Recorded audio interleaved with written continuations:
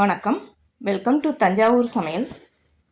முருங்கைக்கீரை துவையல் எப்படி செய்கிறதுன்னு பார்க்கலாமாங்க. அது செய்கிறதுக்கு 2 டேபிள் ஸ்பூன் நல்லெண்ணெய், எண்ணெய் நல்லா சூடானதுக்கப்புறம் 1 டேபிள் ஸ்பூன் உளுந்து, 1 டேபிள் ஸ்பூன் கடலைப்பருப்பு சேர்த்து இதை எண்ணெயில் நல்லா வறுத்துக்கலாம்.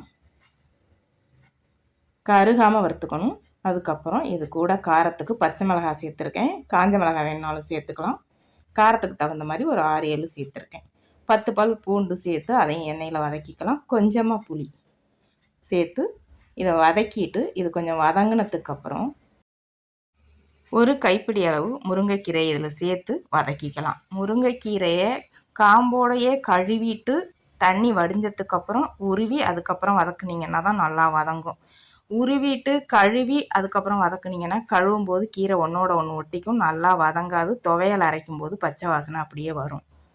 கீரை கொஞ்சம் வதங்கினதுக்கப்புறம் இது கூட 1/4 கப் தேங்காய் சேர்த்து இதையும் நல்லா வதக்கி எடுத்துக்கலாம். கீரையோட கலர் மாறாமல் நல்லா இந்த அளவுக்கு வதக்கி எடுத்துக்கணும். தேங்காயும் கொஞ்சம் நல்லா வதங்கணும். அப்போ தான் துவையல் 2-3 நாள் இருந்தாலும் கெட்டு போகாது.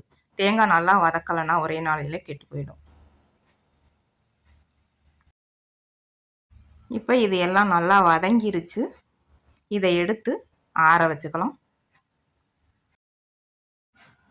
இது நல்லா ஆறணும். ஆறினதுக்கப்புறம் இதை மிக்சி ஜாரில் சேர்த்து இதுக்கு தேவையான அளவு உப்பு, இப்போவே நிறையா போட்டுறக்கூடாது, மசிஞ்சதுக்கப்புறம் கொஞ்சமாக தெரியும். கொஞ்சமாக உப்பு சேர்த்து அரைச்சி பார்த்துட்டு உப்பு பத்தலைன்னா மறுபடி போட்டு அரைச்சிக்கலாம்.